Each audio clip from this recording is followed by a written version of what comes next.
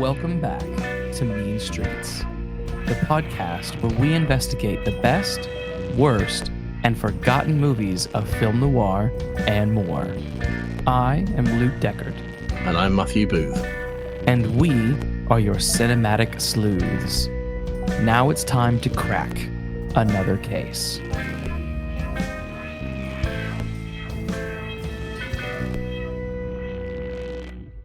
And we're back. Hello, Matt. Hello, Luke. How's things? Things are good. Things are good. All good. I'm recovering from inhaling too much dust and feeling all the better for it. So, how are you? Yeah, I'm very well. I've not been inhaling dust, so I've kept well. But you know, that's what you get for doing DIY in your own house, Luke. Foolish mistake. Foolish mistake. So, well, Matt, let's not keep the people waiting any longer. Yeah. Let's tee up this investigation. What do we got today? Well, today we've got 1995's The Usual Suspects, starring Kevin Spacey, Gabriel, Byrne, and Chazz Palminteri. Written, of course, by Christopher McQuarrie and directed by Bryan Singer. And the IMDb logline is: the sole survivor of a pier shootout tells the story of how a notorious criminal influenced the events that began with 5 criminals meeting in a seemingly random police lineup. 1995's The Usual Suspects. And with that, Mean Streets is canceled. Kevin Spacey, Bryan Singer. Here we go, guys. Here we go. Now, for this episode, we thought, hey, we need to bring on another cinematic sleuth. And so we reached out to Sky from the Epic Film 89 podcast, and we're really happy to have you with us. So welcome, Sky. Thanks for joining us for this. Welcome, Sky. This episode. Thank you, Luke. Thank you, Matt. I've become a fast fan of your podcast. I absolutely love it. I've binged so many of the episodes in a relatively short time. I've only recently, discovered you guys, and yeah, I'm very privileged to be invited on. Well, it's our privilege as well. We love your podcast, so it's great. Yeah. It's great to connect. It's great to connect. So yeah, I'm, when we reached out, it was like I asked you, I said, what, we want you to come on. What are you interested in? And you're like, the one film you haven't done yet but that you've covered.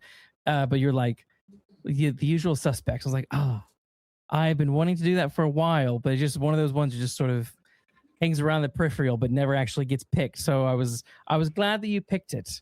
Because I do love a good 90s thriller. And it's hard to say that this one, look, this one doesn't disappoint.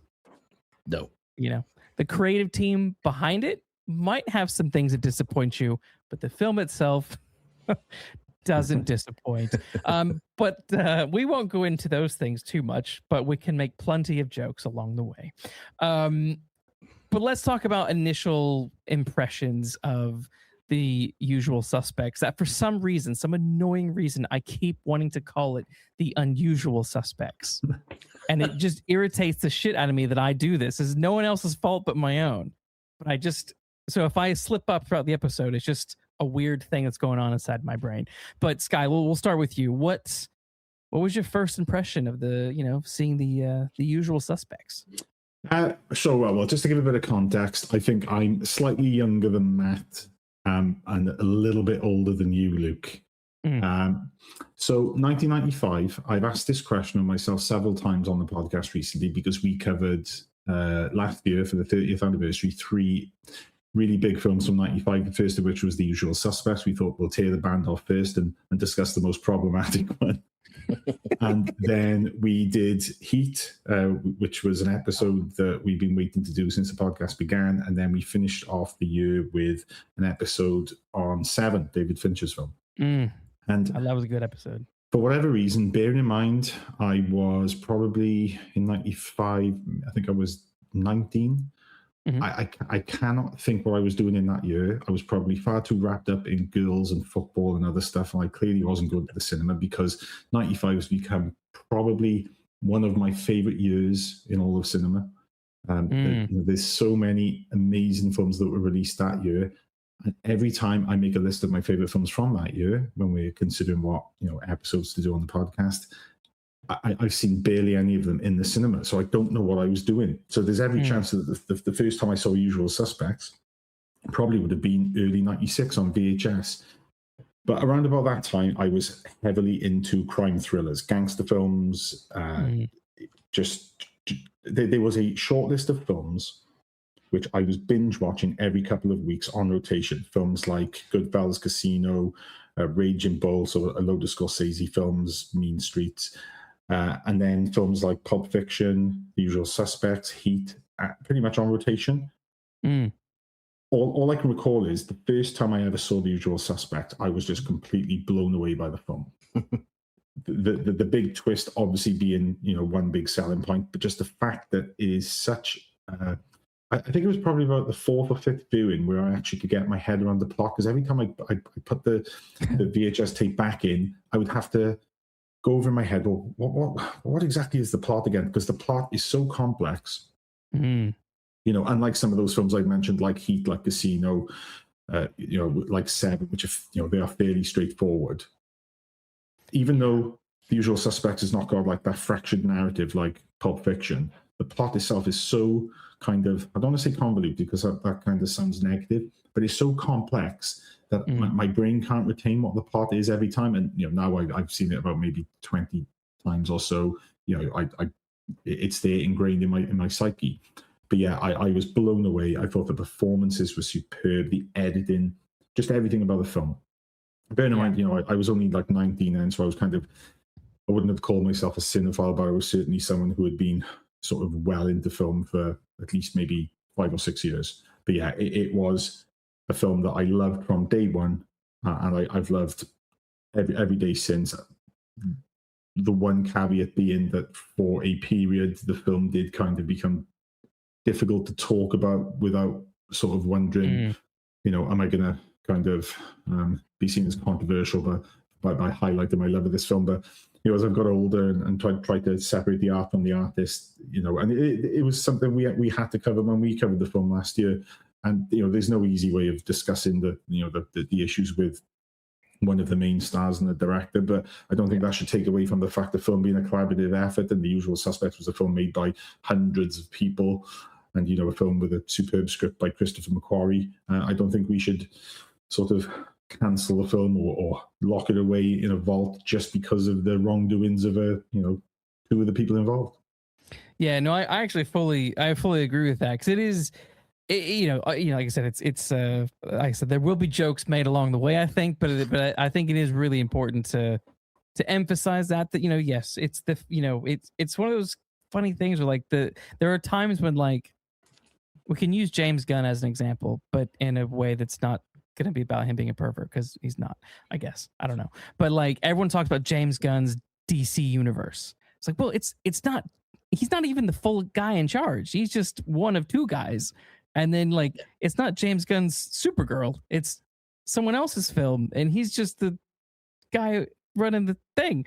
So it's funny how some films just get labeled as, oh, well, this is this person's film, whether it's the star or the director. And then when that one of those two do something bad, then like the whole thing has to come down. And it's like, well, not everyone was a dickhead involved in this thing. There's people who put in a lot of hard work into this thing. And I agree. I don't cancel. I wouldn't by any stretch say cancel or lock away. I also, I'm a writer. I'm very much against any kind of suppression of art, and doing away with art just because of certain things like that.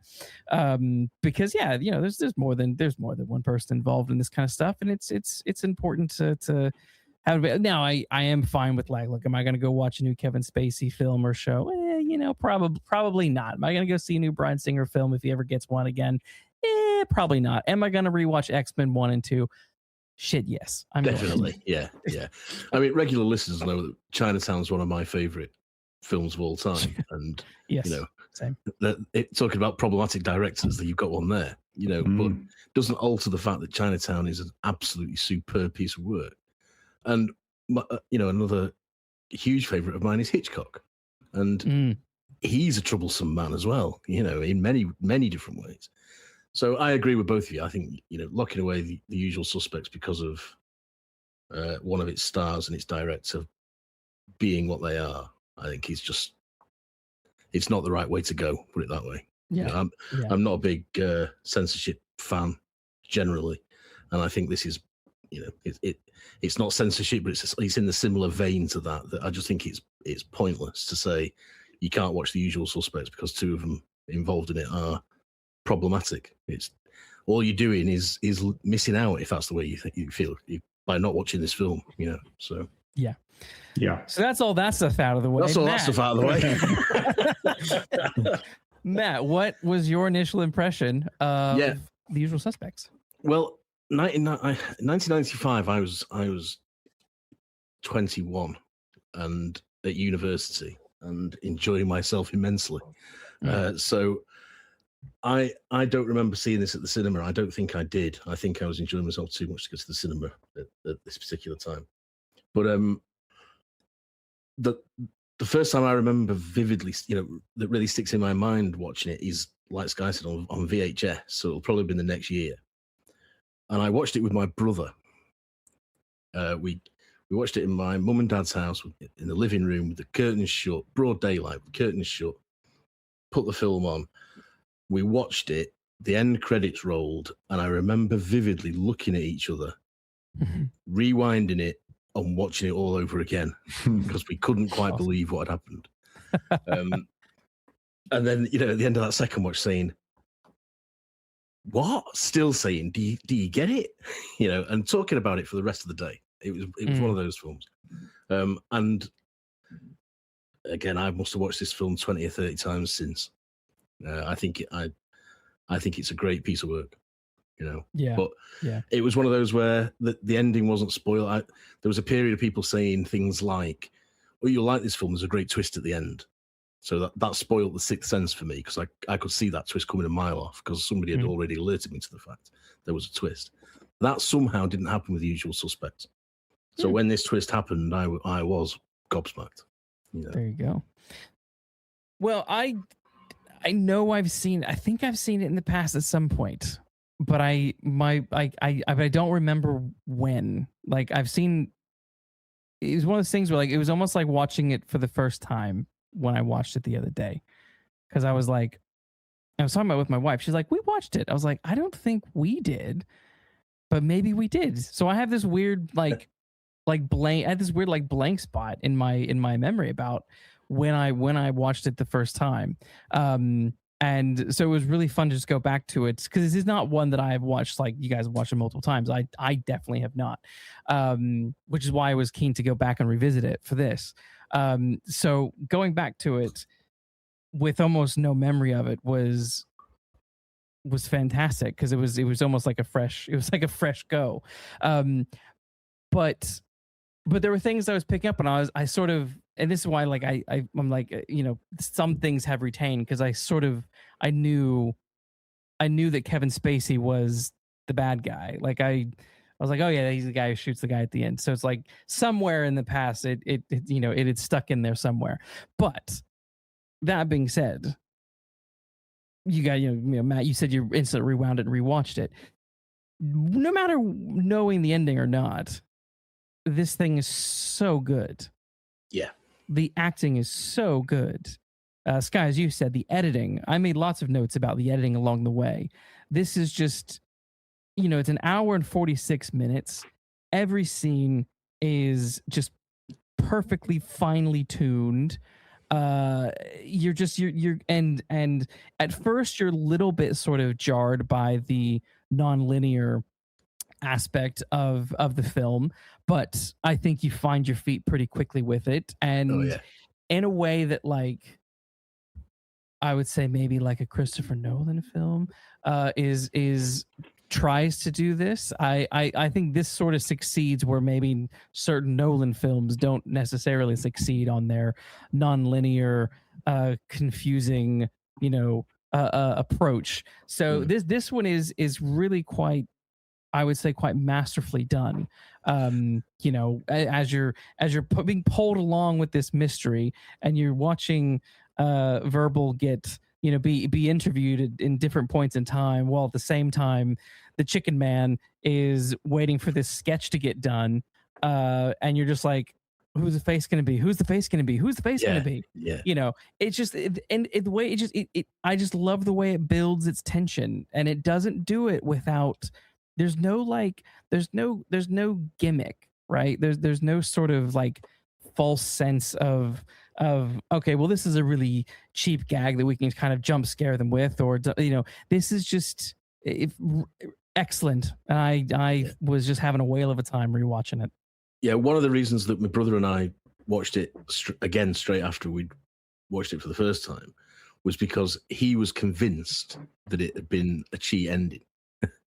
And he said, I want to make sure that ending has been properly clued, for want of a better word. And we watched it, and I remember the second time he was going, oh yeah, look, that's where he realizes this bit of the story, and that's where he makes that bit of the story. And so you're right, this is such a well-crafted screenplay that there is no cheat. I don't think in this. I think it is all properly set out for you to work it out, which is always a joy when that happens. Yeah. Oh, I agree. All right, well, let's go behind the camera and talk about how this thing got made. So it costs $6 million, and its box office return was a sweet $67 million. So it made its money back. As we said, was directed by Bryan Singer. I mean, what's your guys' take on Bryan Singer as a director? Nothing else. As a director, I mean, I sort of probably first became aware of him in the early 2000s as a preteen, watching X-Men, X2, and then branching out from there. But he's I think as a director, he has a lot of decent stuff under his belt until you get to things like Superman Returns and Bohemian Rhapsody.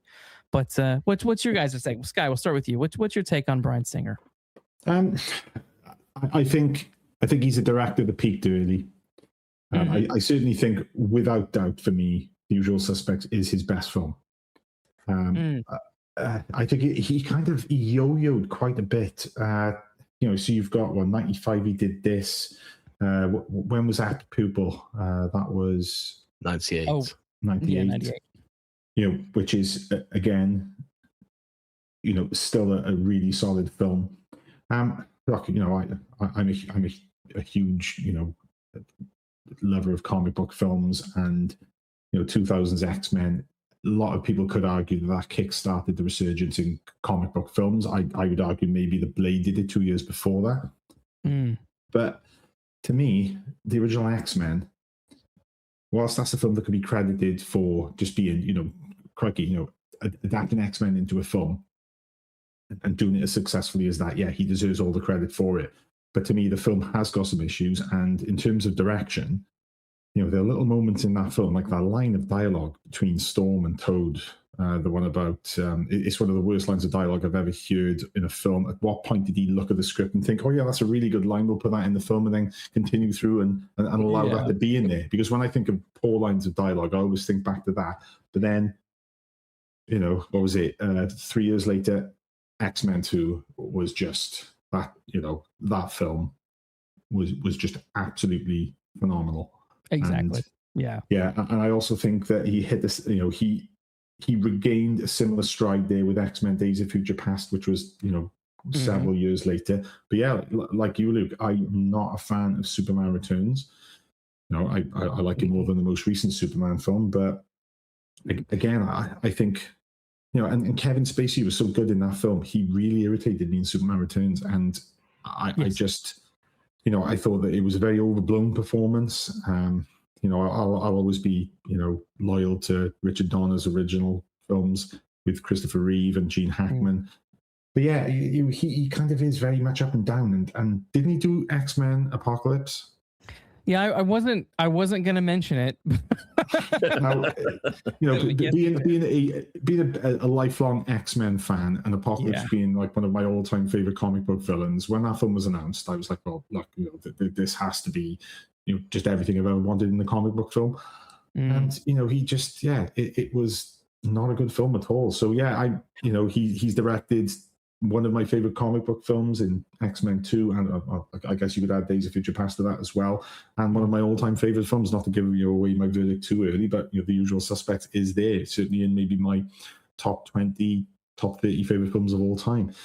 But then in between that, he has kind of made some duds, and then obviously, due to other things that happened, his career has kind of stagnated somewhat. Yes, yeah. I think it's also worth noting he is also responsible for House, the series House, and I love House. I think it's a brilliant show. I like the idea of it's Sherlock Holmes but in a hospital, and instead of solving crimes, he's solving medical mysteries.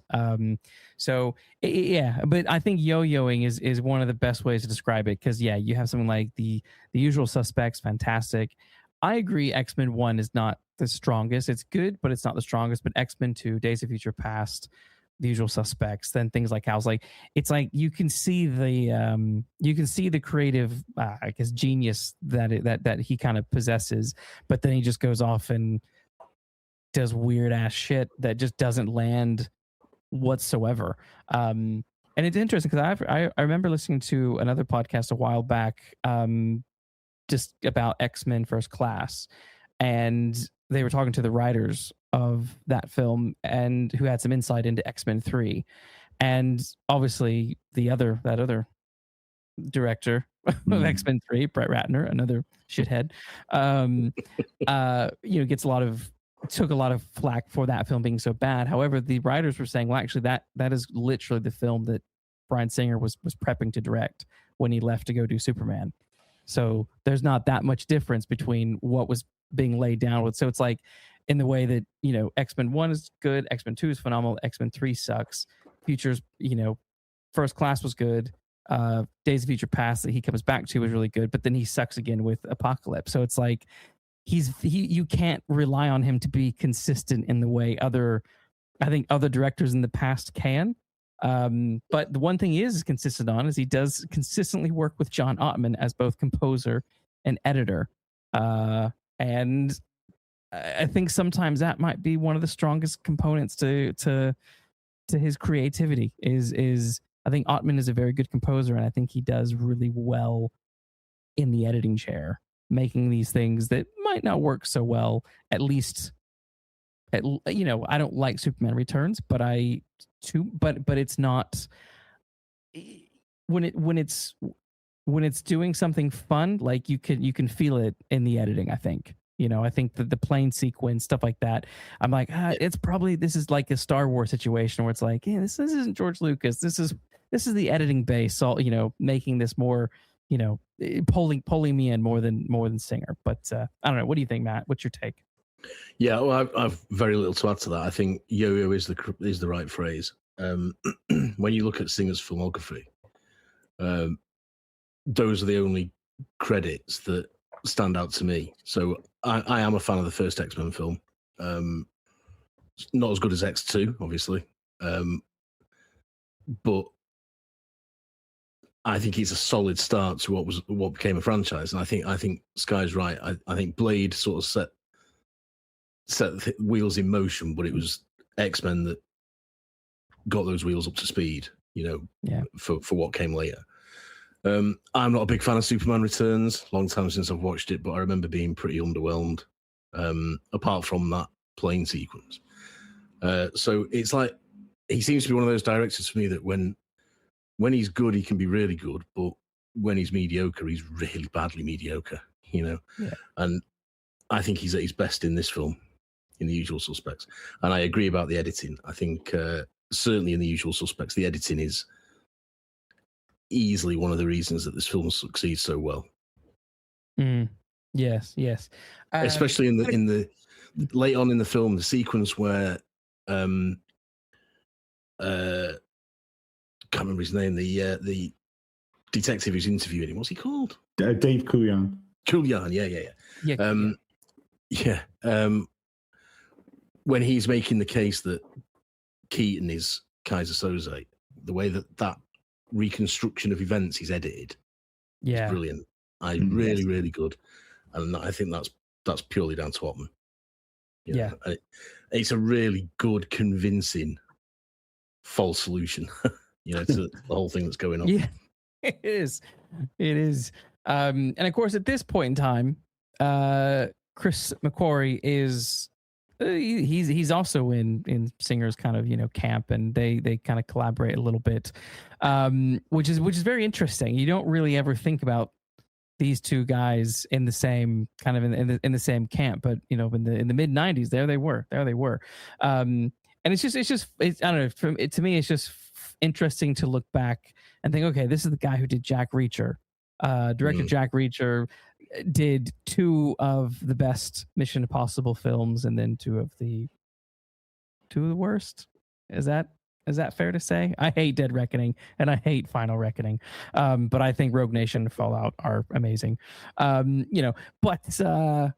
I think but I can see, you can kind of see the Unusual Suspects, and when you know that Chris McQuarrie is behind it, and then I was thinking, okay, well, next year you have the first Mission Impossible film, and this film sort of has a vibe that is a bit like that first Mission Impossible film, in that you are, it's this kind of big oh my god reveal as to who is the mastermind behind everything. So there seems to be like a bit of a similarity there. And then when he goes on to be actually doing Mission Impossible, I can kind of see where you can go from the Unusual Suspects to writing and directing Mission Impossible movies in the next kind of 15 to 20 years.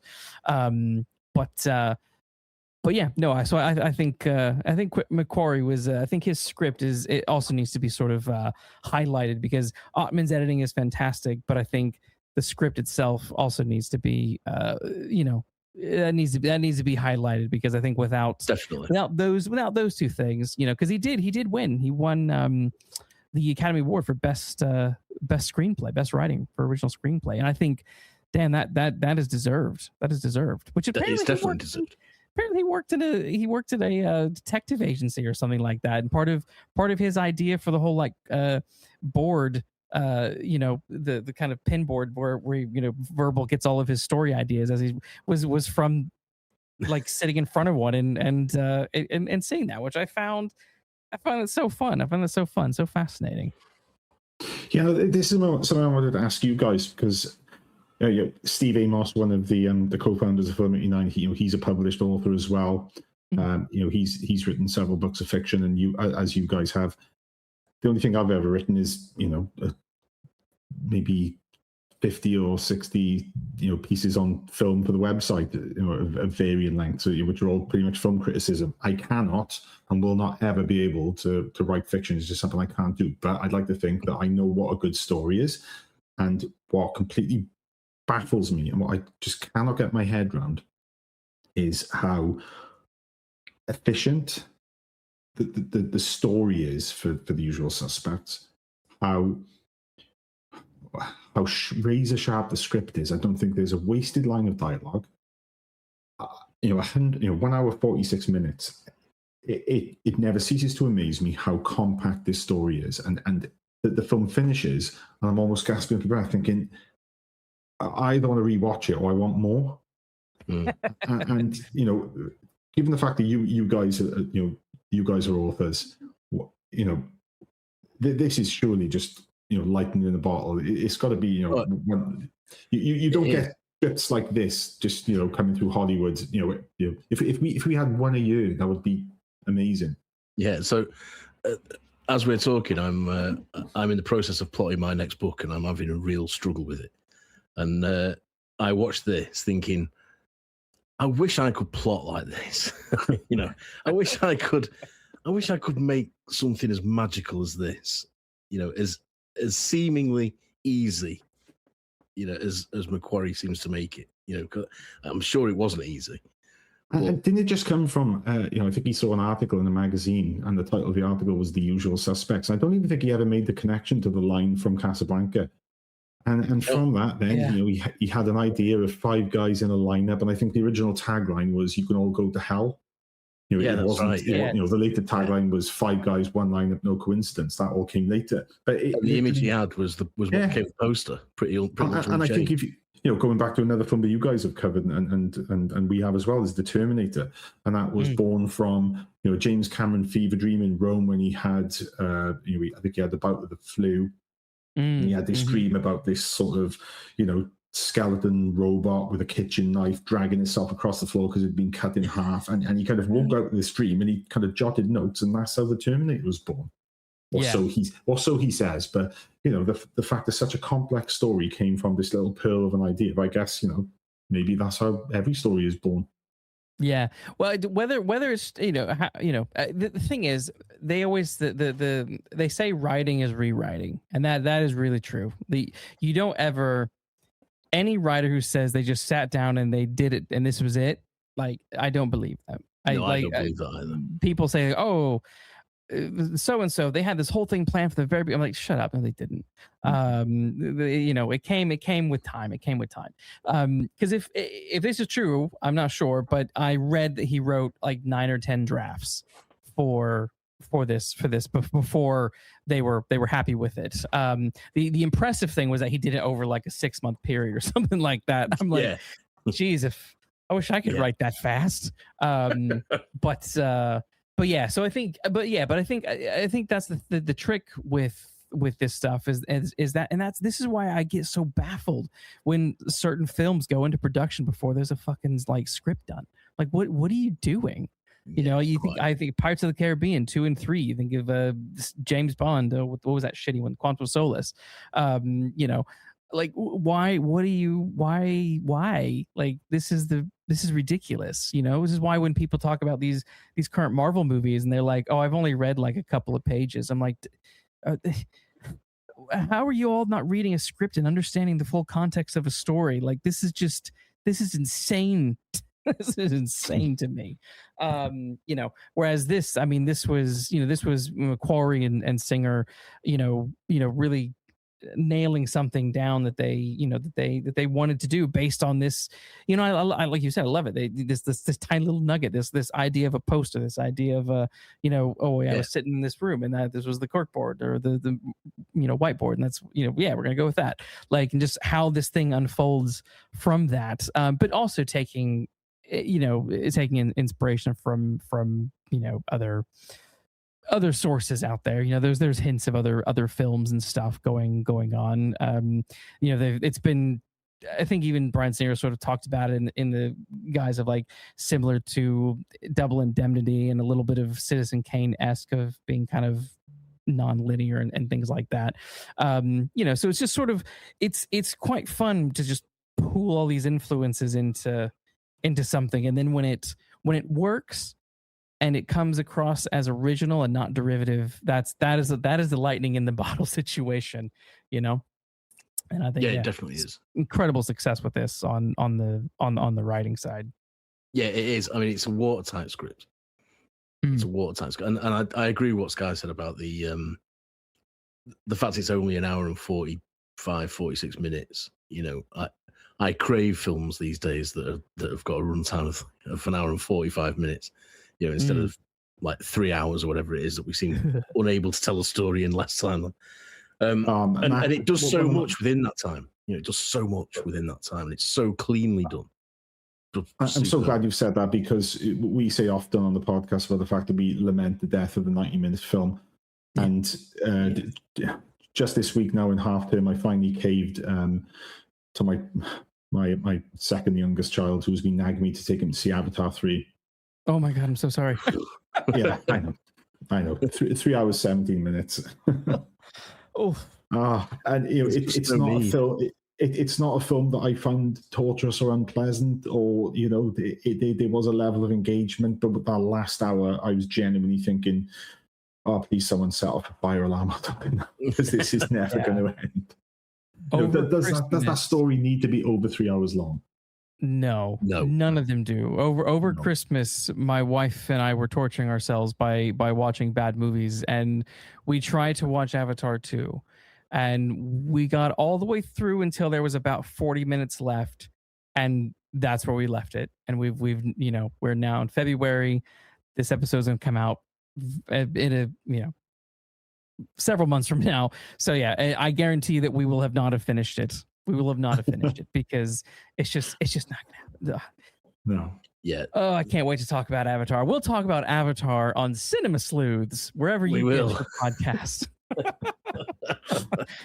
Because boy, do I got opinions on that one. But yeah, no. So these guys apparently had trouble getting this off the ground though, without there being sort of a big star attached to the project. Singer and McQuarrie just weren't getting the finance that they wanted.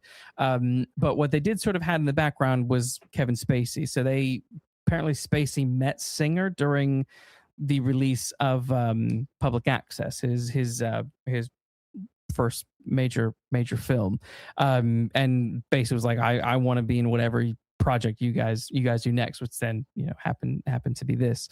But they got like money from like a European company, and they were like, yeah, we'll give you some money. But then that sort of fell through.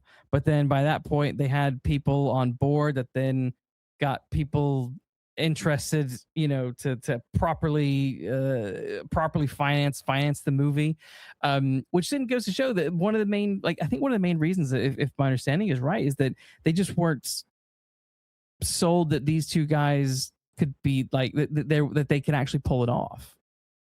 And it does make you wonder, man, how many times today, if it does this happen? I mean, especially now when we're in the era of everything has to be IP.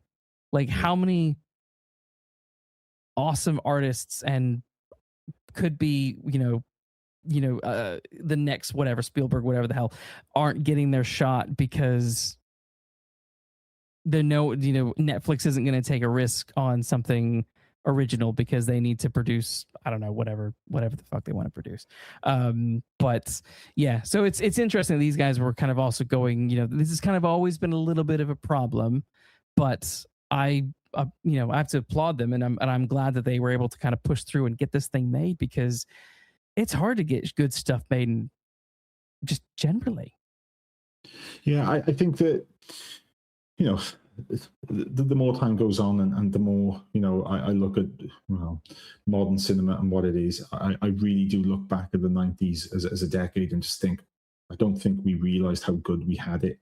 The 90s kind of, it saw the stuff that we were getting so much of in the 80s, like, big budget, action blockbusters and stuff like that. They never went away in the 90s. They just sort of evolved into the likes of, Terminator 2, Independence Day, which itself, revived, the disaster film from the 70s. But what we also had in the 90s, which we don't get now, is medium budget films, and independent cinema thrived in a way that it hadn't previously before.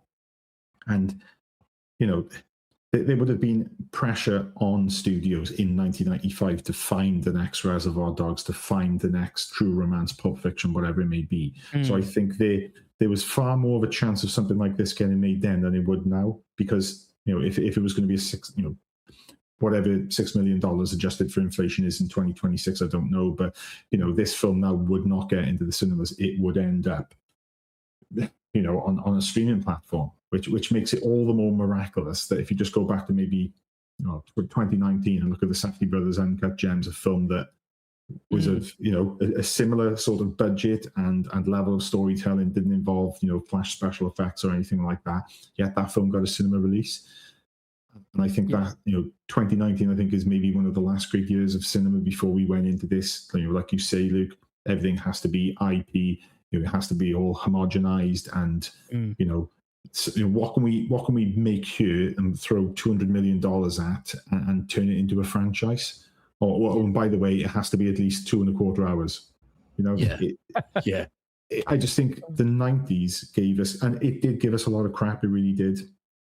But I think that the further we move away from that decade, the more I look back on it. And it could just be that, it was a decade that I grew up in, I matured, as someone who was getting into film and then ended up, being obsessed with film by the end of that decade. It could be a lot of nostalgia, but then I genuinely look at films like this, like, the rafter films that we've mentioned from 1995, which are just, all-time classics. And then, it went on as late as 1999, which was a phenomenal year for film. Yeah. And I just think it was like I said, we just didn't know how good we had it. You know, on all fronts. You know, it was something for everyone. Yeah.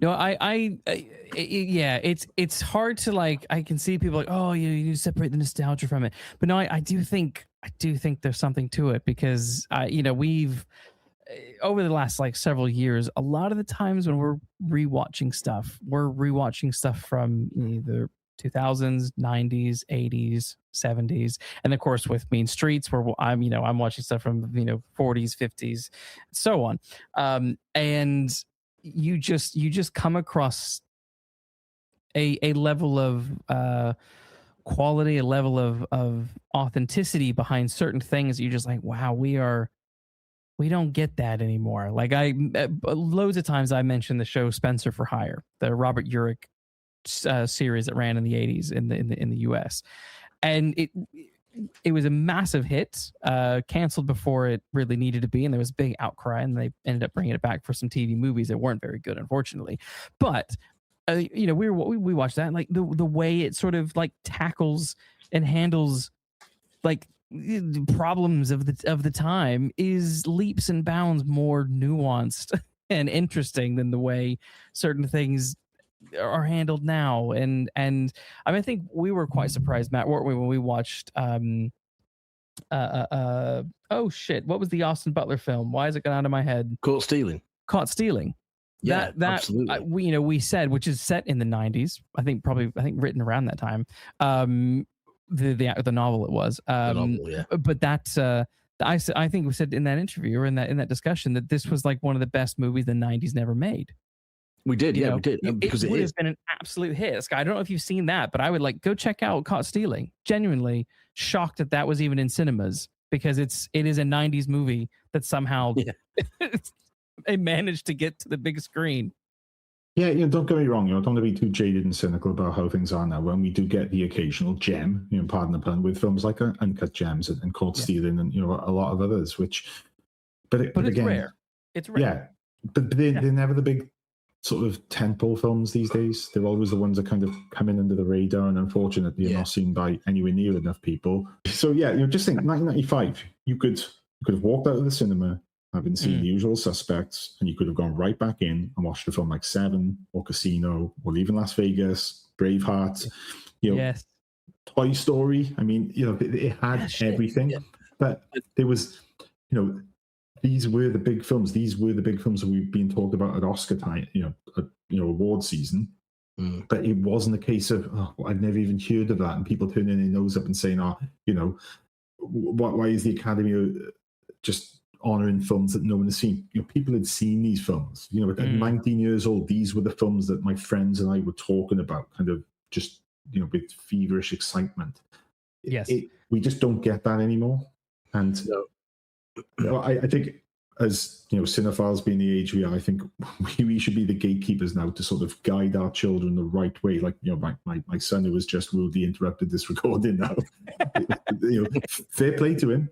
He is going down the right path, and he is seeking out films himself. A lot of the time without my input. I would like to say I kind of been at least partially responsible for putting him on the right path. But when it comes to his approach to films and what his idea at 14, nearly 15 years old is a good film, I think he's kind of on the right track, and he kind of is able already to sift through the stuff that's like your avatars and whatever, and then pick out the films which are more like the films that we grew up on, irrespective of the genre. But going back, one thing that I don't want to not say about the script of this film is that there isn't a wasted line of dialogue. And any line of dialogue that could potentially be seen as extraneous. And the best example I can give is that line by McManus when they sat in the car planning whether or not to go ahead with the job on the boat. And I think it's after Fence has been killed, so they're all obviously a bit driven by anger and a bit kind of like, we could be walking into a trap. And then they talk about the risks involved, and McManus says, there isn't anything that can't be done. And then at the end of the scene, there's a little pause, and then McManus says the line, "The news says it's raining back in New York." And when we covered the film on our podcast, we try to break down what that line means and what it means in the context of his character and that, part of the film. And ultimately, much like this film is really kind of loaded with ambiguity and is, I don't even think it's as cut and dry as the twist at the end. It could well be that, Spacey's character being a very unreliable narrator, it could all be bullshit. He could have just made that story up to get out of the police station. He could be a very creative person. Yeah. Given the fact that it seems to be made up from all of that stuff on the board. But that one extraneous line of dialogue from McManus is also one of my favorite lines in the film because of the fact that it suits the tone of the moment. But ultimately, it's like, what did he mean by that? And we didn't come to an answer, and I think that's no bad thing, because I do like it when things are purposely ambiguous. And I think, like McQuarrie and Singer have said, there is no definitive answer as to who Spacey's character is in the overarching story. He may not be Kaiser Soze. Kaiser Soze might be the character that we see pick him up at the end, played by Pete Postelthwaite. Yeah, it could have been potentially Gabriel Byrne's character, and the story that Kint is giving could just be a load of BS just to get him out of that police station. Because he has essentially talked his way out of a criminal conviction for being involved in this whole thing in the first place. And I think the genius behind the fact that all of these different story strands, you could pull them, and this, the whole plot won't fall apart because it could be down to individual interpretation. I just think I cannot think of a film that is as cleverly written as this, where any number of possibilities could be true. This is where you can stand up and applaud the unreliable narrator in your living room for 4 hours after standing ovation for 4 hours, because last year I was doing some judging for a competition and for crime fiction competition, and yeah, there's a big thing in the UK, kind of your supermarket fiction, to do unreliable narrator, which basically just means I'm just not going to tell you things. And then when you revealed, it's like, oh, well, it's because it's no, that's just being a shitty writer. And but what this does is, as you're saying, Sky, and this is why this is such a good movie. And it is that it's like, well, you get to the end of the movie and you think, oh shit, it's it's Keaton. Keaton is the Kaiser. And then it's like the guy's sitting there with a cup of coffee, got a little smirk on his face, David Kujan. He's like all happy and he's looking at the board, and then that smile begins to fade and he drops the cup and he's really and then what we don't know either is verbal, as Kevin Spacey's character Roger, is he actually, when his limp stops, is that real, or is that Kujan thinking about what's just happened, thinking, oh my god, no crap, it's not Keaton, that was the guy, that's the Kaiser, oh my god, holy shit, he must not even be crippled, and so he's now reimagining. So it's like and this is where it's like the unreliableness of everything feeds into this story, but it does it in a way that doesn't cheapen anything and just makes it all the more fascinating and unique and smart. This is like, this is the kind of stuff that I feel like Nolan tries to like achieve, but just like doesn't oh yeah doesn't quite get there. I think Christopher Nolan likes to think, and this is no disrespect to the guy, I've loved a lot of the films he's made, but I do think he feels that he is the brightest guy in any room that he's in. And ultimately I don't think he is. And I don't think, he has made some phenomenal films, but I don't think I think his writing and his characterization kind of is where he falls down. Yeah. But this film, this is to draw a parallel to another film that we've covered recently on Film 89, American Psycho. And I think it was Mary Harron, the director of that film, and also Bret Easton Ellis both said that the ambiguity in that story as to whether or not Patrick Bateman is actually this murderous psychopath or it's all in his head as some sort of release from this horribly vacuous, corporate lifestyle that he lives with materialism being the ultimate benchmark as to whether or not you've succeeded in life. And this sort of murderous urges that he's getting could just be playing out in a fantastical way in his mind. They both said that, Bret Easton Ellis said, it's not my intention to give you answers. And then Mary Harron carried that then on into her film by saying, no, there is no firm answer. And I don't believe there is. And it's going to be down to your individual interpretation. And to me, that just gives the film so much lasting appeal. I still not solidified in my mind whether or not Patrick Bateman is a killer. Just like for maybe 25 years, I thought I had the plot of Usual Suspects sussed. And then, well, maybe as recently as back last year when we did our own episode, I started to think outside of the box and think, well, yeah, it's completely probable that Verbal Kint isn't anything to do with, Kaiser Soze, the legend of him, and is just using this story as a way to talk himself out of the police station. Whatever the truth is from his point of view as to his involvement in this, yeah, he could be the mastermind behind it, or he could be someone working for the mastermind, or he could just be a guy who is, and what does they say about him at the beginning? He's a con man. That is his forte. He's a manipulator. He's a liar, and the ultimate lie and manipulation could be the story that he has spun to Dave Coulion to get him out of trouble. Yes. Yeah. And just even his nickname, Verbal. It's there. Yeah. It's there. He's going to just spin a web around you guys. Like, that is his thing. Oh. He's definitely playing for time. Yeah. And he's he obviously is making it up as or embellishing the truth, perhaps is a better way of putting it, so that you don't know what is right and what is wrong.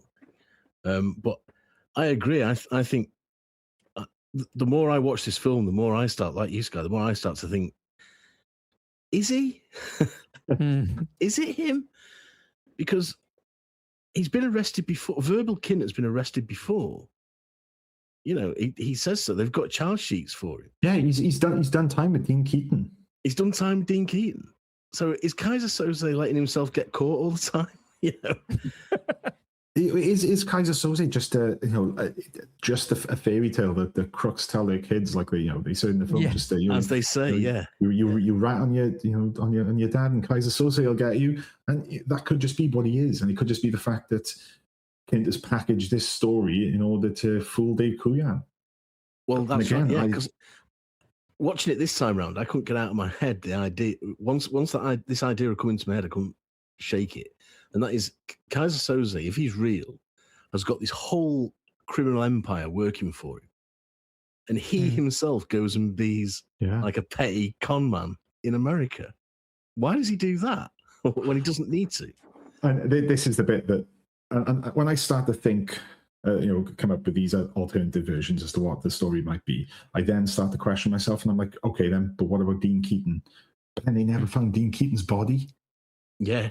And then I start to think, well, if Dean Keaton is Kaiser Soze, we saw how ruthless Kaiser Soze was when he shot his own wife and children. And then what happened? What are we told at the end? That Edie Finneran was killed. She was shot twice in the head. His own girlfriend, fiance, whatever she was. Who killed her? If it was Kaiser Soze and Kaiser Soze is Verbal Kint, then yeah, that fits in with what we're told. But if Dean Keaton, and I also love the fact that for 4 years, Dean Keaton was a cop. And he then turned into this guy who was having people who tried to testify against him killed. So clearly, he has got a ruthless streak like few other people, that we've seen in cinema. This guy is capable of anything. And did he get himself into the police just as a sort of, well, if I'm going to be the ultimate criminal mastermind, then I need to know how the police work on the inside. And if it's almost like that sort of Emperor Palpatine like plotting of how you're going to rise to power. You play the long game, and that is the ultimate long game. So the Keaton story kind of, it does work. And the fact that they never find his body, I think there's less evidence, but I think there is a case for the Pete Postelthwaite character could be Kaiser Soze, and Verbal Kint is what it is kind of like his right-hand man. And then there's obviously the version of Verbal Kint being Kaiser Soze, which also works, or none of it, and it could just be a cover story by him to get him out of the police station. I mean, it all works to varying degrees. It's just, blows my mind. And if he is the right-hand man, if Verbal is the right-hand man, then all the stuff in the police station is subterfuge, isn't it? To put get Cujon's mind thinking in a certain way, i.e., it's Keaton, so that he's not looking for the real Kaiser Soze. It was Pete Postelthwaite who's going to pick up Verbal in 20 minutes time, whatever it might be, and Verbal's just got to keep the story going to waste that time. But then, as I sort of explained, my alternative versions when we were doing the episode, and then Neil said, "Yeah, but what about the sketch?" Because Argosh Kovacs, the Hungarian guy in the hospital with the burns, who is the last living witness to the existence of Kaiser Soze, when he was asked to describe him, what did the image look like? It looked like Verbal Kint. So, I mean, yeah. But is that just the last guy that he saw? Yeah. Well, because the only person who really knows what he looks like is the bloke who gets shot in the cabin, isn't it? The bloke who gets killed in the cabin. Yeah. Yes. Because he was the bloke in the hospital bed doesn't know for certain it's him, does he? Yeah, the guy in the cabin was obviously the center of all the plot. It was it was nothing to do with $91 million of coke that wasn't there. It was it's to get him. To get him, yeah. Very, very elaborate. When surely he could have just got a really good hitman to take him out, but then we wouldn't have had a story, would we? No, true. I mean, this is one of the things that this is unreliable narration. This is a film that isn't giving you all the answers and letting you make up your own mind. It's ambiguous, but this is how it's done properly. And all too often, you get these TV shows that, or even films that just don't explain something. And when you say, well, what was all that about? You're told, oh, you've got to make your own mind up about that. But you've not been given enough information. It's just lazy writing because they've not actually set the ground rules for you to form any conclusion. Whereas this is the opposite. This is absolutely giving you everything you need to come to a conclusion that may or may not be right. And the film just says, well, go for your life and try and work it out. And I think that's really rewarding because it means multiple viewings are just as rewarding as the first time you watch it. That's what I think the magic of this film is in this script. Yeah. And obviously, we haven't even talked about the quality of the cast, but there's also that tone of the film and the fact that, when you guys, invited me on, you said, what film would you like to cover? I immediately looked through your back catalogue and, you covered the obvious choices for me, your Chinatowns, your Blade Runners, those sort of things. And then I thought, well, The Usual Suspects is a film noir. I mean, the way the film opens with that bizarre title card, Bryan Singer's film, The Usual Suspects. It's not like John Carpenter's The Thing. It's Bryan Singer's film, The Usual Suspect. It's just slightly differently worded. And then, I think the score is very noir. You've got, Giancarlo Esposito's character of Jack Bay. I mean, he's walking around with a hat and a trench coat, and he's kind of smoking these cigars down to their butt. And he is a very much, a typical noir detective. And the complex plot. I think the only thing it hasn't got a femme fatale, but not every noir needs a femme fatale. But this is very much rooted in crime thriller territory. There's throwbacks, like the way we meet the five guys who will end up in the lineup is similar to how we meet the team in Kiss Me Deadly from 1955, and any other number of I think noir thrillers and detective stories where you could pick out these little bits and little homages, to various films, whilst this always does feel very much like its own thing. Yeah. I mean, I was sort of thinking a little bit about the killing. I mean, there's a lot of film noir that are just that are playing just here's a group of gangsters just doing gangster shit, and that's really what this is. Plus, also when you think about it, Gabriel Byrne's character Keaton, he's a former cop.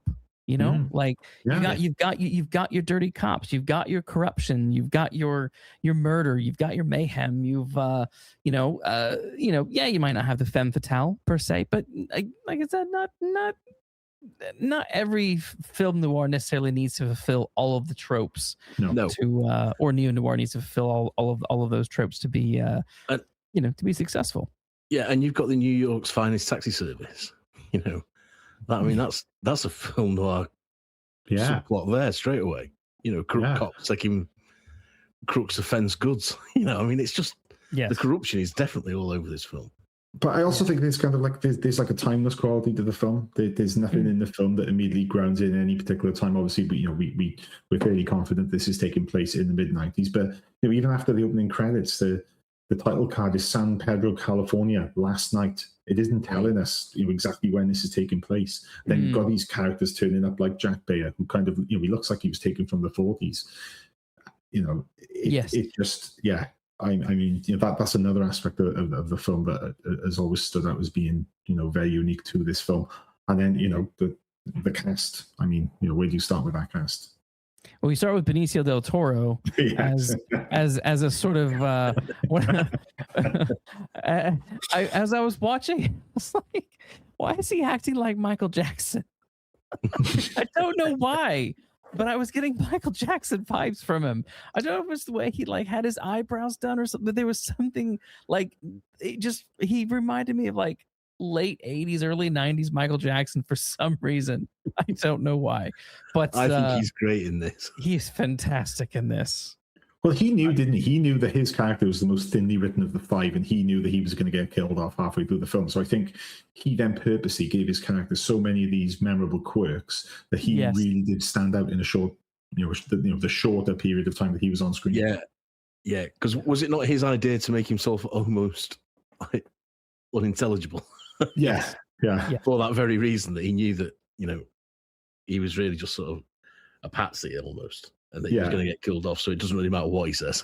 And I think he said by his own admission that his character was a mix of several different ethnicities and backgrounds, none of which sort of fit together comfortably. But I just think great bit of actor interaction and sort of guiding the story in terms of the fact that I really need to make my character stand out. Yeah, and he's brilliant in the lineup. Oh, the lineup!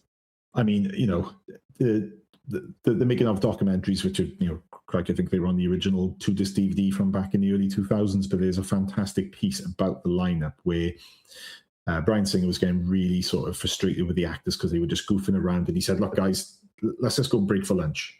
And they all broke for lunch, and they could see the singer. They were like, "Oh, we can see he's getting a bit peed off now." And then they came back. And if anything, they were worse. Yes. Benicio del Toro could fart on cue. And there's outtakes with him farting. And then Singer and McQuarrie are sat there and they've got their head in their hands and they're thinking, where's this going? And then it was in the editing process that they actually realized. And there we go. Yeah, the absolute gold that they had. And the fact that the camaraderie between these actors and the moments of humor that were breaking out, it's like, well, no, let's keep them in. Yes. And I think that is what works. And the lineup scene is just an all-timer.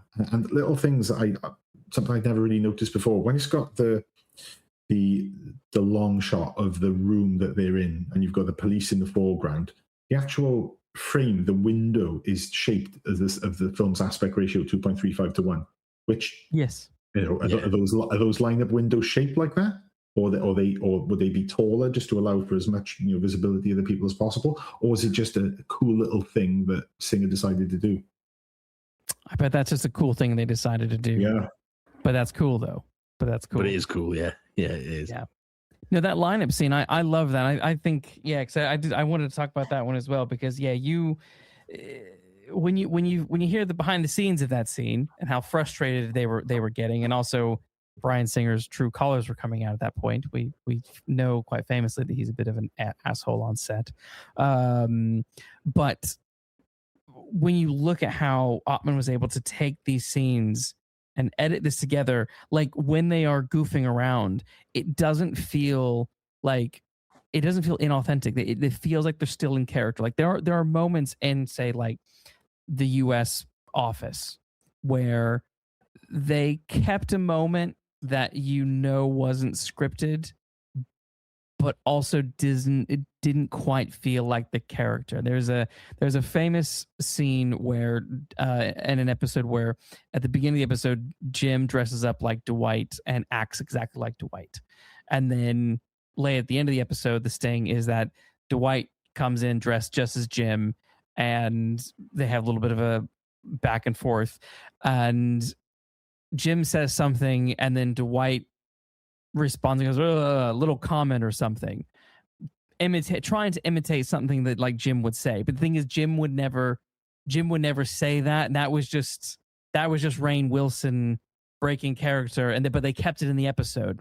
And though it's funny, I'm always like, that didn't quite feel authentic. Whereas this, even though these are moments where they are like laughing and being goofballs and not really sticking to the scene, it just felt so, the piss take just felt so real. Yeah. And like we've all fucking been here before, so they're all joking around, they're all making fun of the line. Like it just felt so, yeah, authentic is the word I'm going for with this, because that's hard to do. But so it's both shows the way that they were meshing as a cast, though there was trouble within amongst the cast, but also just the power of editing to be able to take this chaos and make it as if this is how it was, you were told to do it on the page, and not make the audience second guess it, is just like I said, lightning. This film is a lightning in the bottle. Yeah, because they do remain in character. There's a little moment where, when Benicio del Toro's doing, he's trying to read off the card, and Stephen Baldwin, like, he's poking him, and he slaps his hand away. Really, you think, well, these two are mates, that is how they would be together, needing each other and then slapping each other away. That and they keep all that in. It's just it's a tiny moment, but it says so much. And and I just love the in English, please. yes. And he's clearly Fenster's clearly sort of like almost offended by it, because he gives the line and then he goes, "What the," what I mean? It's a great little bit. I just love that scene. I think it's brilliant. I just love the fact that each delivery is different, and then by the time then you get to Kint and he puts the emphasis on me, give me the keys. Yeah, it's just something about that. I just it's just gold. It's all gold. Yes. No, it's there's so much to enjoy about this. Like even the scene with Redfoot, with Peter Green's character. The flicking of the cigarette. Flicking of the cigarette meant to be in the chest. Hits him in the face, but they just keep going. They just keep going. Yeah. And it all just it's just pros. I mean, there's not a bad or weak performance. There's no weak link in and amongst this entire cast from start to finish. Like everything is just so. Everyone's just they're just Yeah, they're amazing. There's little moments where, and I'm never going to say that Stephen Baldwin is the most successful actor coming out of this film, given his career after this. But there's little moments, even like he's got like the aforementioned line about ringing in New York, and the sort of ambiguous delivery of that and what it meant is one of my favorite moments in the film. And then there's that bit where he's holding the silenced handgun towards Kobayashi's head, and just before he says, "Just to let you know that it's going to be me that kills you," he licks his lips before he does it. And there's something about that little motion, that little thing that he does that just adds an extra layer to his delivery of that line. And then you've got, I think Chazz Palminteri, he gives one of the best performances in the film. And as when we covered the film, Neil pointed out the fact that, or was it maybe, I think it was Bill Scurry actually said that when the penny drops at the end and he's looking at the pinboard and you can see his eyes going from one thing to the other, and he's smiling because he's just recalling the conversation he's just had with Jeff Rabin about his messy garage. And I think any other actor and any other director would have let that scene play out a lot faster, and you would have been able to see in his expression the moment the penny dropped. But you don't. Yeah. You just see this gradual degradation in his mood, and the fact that, and I think the way that scene is edited as well, because we're hearing voiceover moments from previous parts of the film, which coincide with what Huyan is looking at. And I think that scene is just a masterclass in acting, editing, and it's the culmination of this just incredible story. Yeah. He doesn't overdo it, does he? No, not at all. There's no sort of light bulb Yeah. moment, like you say. There's no sort of fictional detective, eureka, I've got it. It's a genuine human realization. And it's so close. You mentioned Redfoot there, Peter Green's character, when they meet him, and the fact that I question why Keaton stepped forward to tell him about you were friends with so and so, some guy. Yeah, I did time with him. I just wanted you to know it was me that killed him. And it's like, why is he telling Redfoot this? There's no reason for him to tell him it. And it's almost like Dean Keaton, given the fact that he is this fallen cop, whether he fell because he got caught or whether it was all just an intentional part of building a criminal empire. I think he's trying to kind of build up an air of fear in people and sort of intimidation. And his character is very buttoned down throughout the film, apart from a few moments, like when he's on the boat and am I allowed to swear, guys? Yeah. Yeah. Okay. Well, when they're searching the boat and him and McManus meet up, and his delivery of the line, "There's no fucking coke." Yes. He's just yeah. Again, that points towards the fact that he isn't the mastermind behind this, and he is the one that's being taken along for the ride.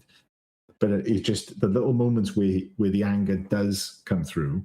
It's Gabriel Byrne plays most of the film restrained and cool and kind of that sort of simmering malice, and then these little moments where his character does erupt. It just works, and the characters are really pushing, like Fenster and McManus. That fits in with their characters. But yeah, I just think across the board, I don't think there's a bad performance in the film. And the one that kind of plays it really straight is the stand-up comedian Kevin Pollak. Yeah. He does deliver some of the funniest lines, but he does it with just kind of this cynicism all the time, and he is just I think the way he plays it when they're in the cells, and ultimately we find out that he is the one responsible for stealing the truck full of gun parts. The reason they're all there. He's just like, yeah, he's like, yeah, it was me. I mean, like Pete Postelthwaite's character of Kobayashi, like the way when he's saying to the is it the 4 or 5 remaining guys? I can't remember if Fence has been killed at that point, but when he says what will happen to them if they don't go through with this job that they're doing for Mr. Soze. And the way he says what will happen to Edie, she'll be the victim of the most gruesome violation before she's killed, and it's just the way he delivers that, and he is just on the level calm and menacing, and his character, he's we know he's a British actor, but he's kind of could argue that he's playing brown face because he also speaks. He's got a weird accent going. Speaks with a kind of almost Indian accent, and he's got a Japanese surname. Again, that to me points towards the fact that he's, and as we later find out, that the name was taken from the bottom of a mug. His character could be completely made up. Apart from the fact that we see him at the end, but he doesn't speak. So that accent could have been part of Verbalkin's story. But again, Pete Postlethwaite's performance throughout is just superb. Yes. Yeah. But also, given what he says to all the people, and then Edie does end up getting shot and killed, you're like, well, so then is it not Keaton? And does that mean he really is Kaiser? Or is it back to Verbal is Kaiser? And then they're both in it together.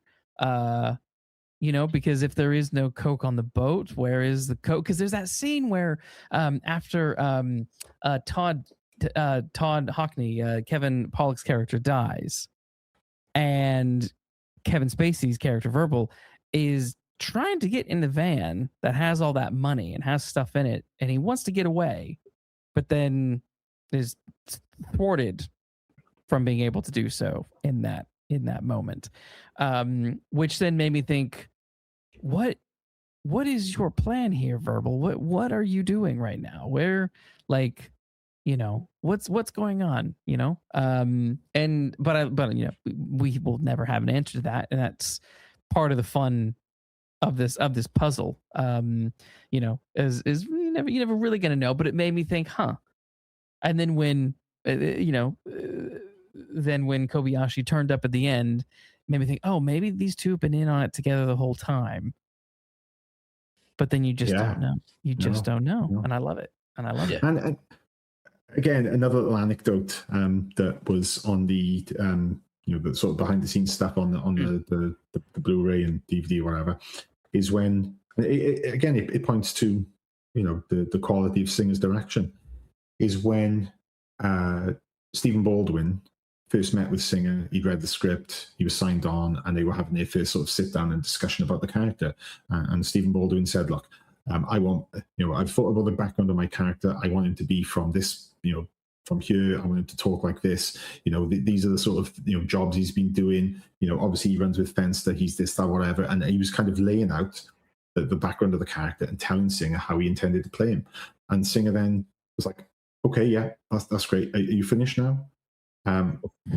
Yeah, I heard all of that, but let me just tell you what I want you to do.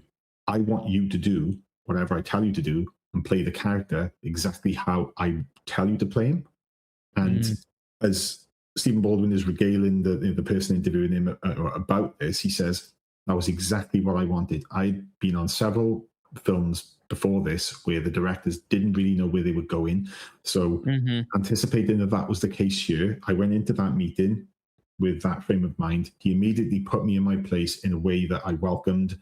And yeah, I just thought that was a really cool sort of insight into the quality of direction at hand here, coming straight from one of the actors involved in it.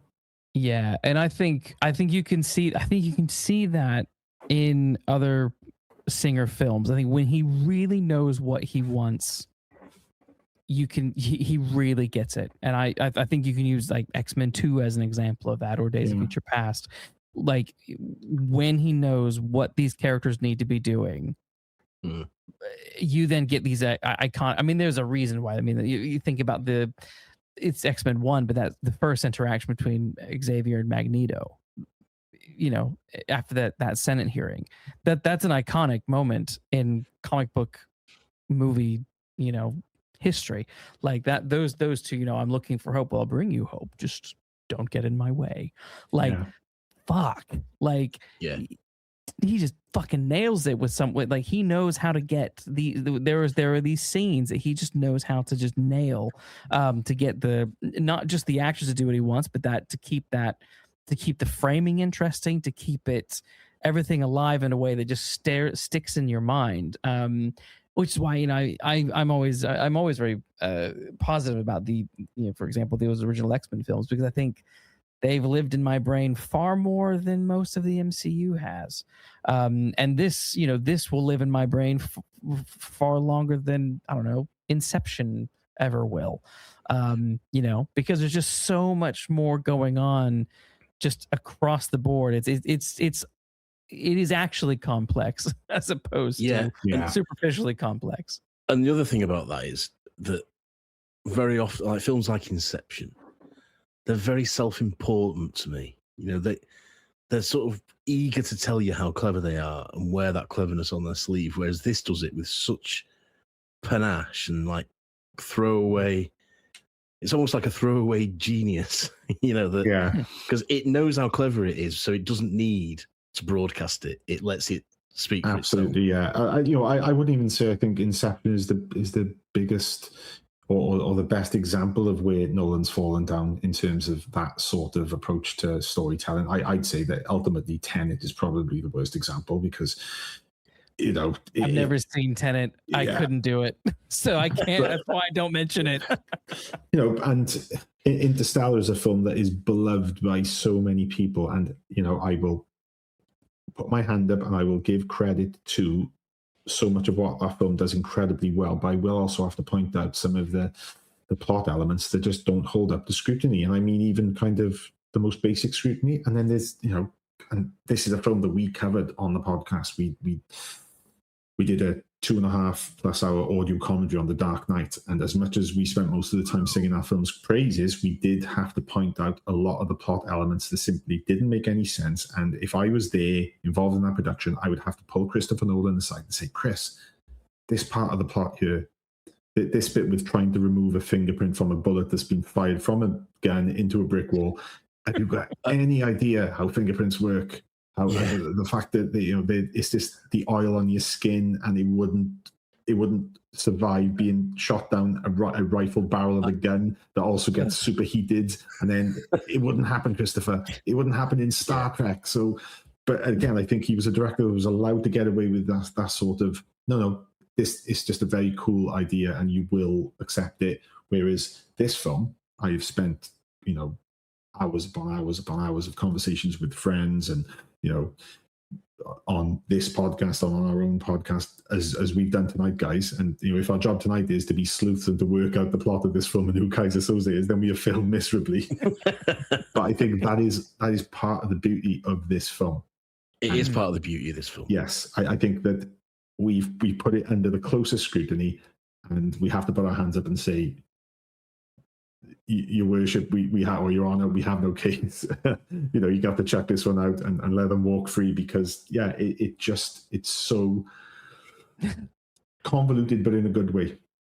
Yes. But also like with a sense of humor as well. Which sometimes Nolan films have got no sense of humor for me. No, by and large. Yeah, this has a real. There are some laugh out loud funny moments in this, like you say, courtesy of Kevin Pollak mainly, but also Benicio del Toro. And they sort of play off against Keaton's real like suppressed anger and seriousness. It's just so well put together. It's just so well constructed, and it has a lot more impact because it's not that sort of self-indulgent, self-satisfying borefest that some of these Nolan films can be, that tread similar lines of unreliable narrators, and you're not really, what's real and what isn't. If you want to watch a film like this, I would pick this any day of the week over something like Tenet or Inception. Well, it's not trying to be lofty. And it's not trying to, as you said, it's not trying to show you how smart it is. It's just you're coming in for a good time, and you get far more than you bargained for just across the board. And I think that's kind of the brilliance of it. And again, guys, I don't want to sound like a stuck record, but 1 hour and 46 minutes. Yeah, absolutely. Exactly. And it's just so dense. I mean, look at some of the other films that we've mentioned from the same year. Heat, which is just, epic. That's, 10 minutes short of 3 hours. You've got Casino, which I think is a minute longer. You've got, Seven, which is, well over 2 hours. And, they tell these rich, deep stories, very much character-based. But to bring a film this complex and this, repeatedly rewarding in under an hour and 50, I just think, it's just remarkable. It really is. Yeah. I think, go on. There's only a handful of films that, they plot kind of hits me in the same way. Obviously I've mentioned American Psycho, a film which, I've gone back and forth on where I stand on, what the actual truth is. It's a film I absolutely love, and I enjoy it the more, I watch it. Fight Club is a film that, it kind of blew my mind on first viewing, and I couldn't sort of get my head around what I'd just seen. And then the penny dropped on the second viewing, and, I've read the book twice, and I genuinely think that the film is an even, well, it's a better told story even than the book, and the book I think is extremely well written. It's brilliant. But the film is just a phenomenal adaptation of Chuck Palahniuk's book, which itself is just, again, hinges on a very unrelated or unreliable narrator, because you're dealing with a guy who's got very deep-seated undiagnosed mental health issues. But again, I think the story that we're being told there is only one version of the story. The fact that this guy is suffering from split personality disorder, and this is what's happened to him, and the final realization of what has happened at the end when he's in that building which is about to explode. But this again, this is there's so many threads of where this story can go But I just think it's just absolute genius. You've got the performances, as we said, the editing, the direction. John Ottman, who edited it and also did the score. He's pulling double duties, which again makes it all the more baffling that years later, when the pair of them did Bohemian Rhapsody, which is one of the worst edited films I've ever seen. the editing in that scene when I think they're outside a pub or something, they're sat around talking, and the way that scene is edited, it is just a masterclass in how not to edit a film, and that was edited by John Ottman and directed by Singer. So, yeah. Well, there's speculation as to how much of that film was actually directed by Singer. Yes, true. So maybe we should wonder how much did Ottman actually edit that film. Yeah. Yeah. No, you are quite right. Yeah. I'll retract my comments there, Your Honor. We don't know we don't really know who made Bohemian Rhapsody. Yeah. That was, but, well, I think we should rate. I think we're at the point where we should rate The Usual Suspects. And I'm just proud of myself for not calling it The Unusual Suspects, which I thought I was going to be doing all night, which, yes, I didn't. But yeah, well, first off, as everyone knows, we rate all of our films out of 5 Falcons, 1 being the worst and 5 being the best. Sky, we'll start with you as the guest cinematic sleuth. Out of 5, how would you rate The Usual Suspects? Well, given the fact that I've just spent the last however long we've been talking, maybe an hour and a half, singing this film's praises, picking apart the plot, not finding any flaws with it, 1995, as I've said, is one of my favorite years for film. When we were looking to cover films for the 30th anniversary last year on Film 89, there was a shortlist that was narrowed down to 3. We'd already done Casino a few years before, so we had to do Heat. I think, still to this day, as incredible as The Usual Suspects is, I would have to put Heat above it from that same year. Then you've got 7, which is, I think, 7. An all-timer. It really is. Yeah. But I think this film is right up there. And in terms of crime thrillers and, films from what is fast becoming one of my favorite decades, the 90s, this is one of the best examples. And I don't think it's a film that would get made today. I don't think it's a film that would get a theatrical release today, which again makes me all the more, sad about the state of cinema at the moment. But yeah, without doubt, it's a 5 Falcons from me. It's a flawless masterpiece, and I absolutely love it. It's hard to disagree. I'll keep it short. I 5 Falcons for me as well. This film was pitch perfect. Matt? Yeah, I mean, I'm not going to disagree with either of you. It's a pitch perfect. It's a what did you call it, Sky? A masterpiece. I got to agree with that. And for a film that is constantly rewarding every time you watch it, you genuinely do find new things in it each time you watch it and new ideas coming out of it. So it's 5 Falcons from me, without a doubt. There we are. Great. Sky, thank you so much for coming on. This was a lot of fun. I'm glad we could do this. I hope to have you on again on here and hopefully on Cinematic Sleuths as well. But tell people where they can find you if you want to be found. You can find me on Twitter. I refuse to call it X, at Sky Movies. I'm also on Facebook at Sky Movies. I'm also on Blue Sky at Sky Movies. You can find the Film 89 crew at Film 89 UK on Twitter and I think it's Film 89 UK also on Blue Sky. I forget. I apologize. You can check out the website film89.co.uk. There's a raft of retrospectives and articles from a huge number of writers that we built up over the years. And please check out the podcast, the Film 89 podcast that's available, wherever you listen to your podcasts. Good stuff. Yes, you will not be disappointed. You guys have great conversations over there. I always enjoy listening. So yeah, make sure you find Film 89, find Sky. You're in for a good time. Well, I think we can wrap this puppy up then. We will be back with another investigation. So in the meantime, take care walking down those mean streets.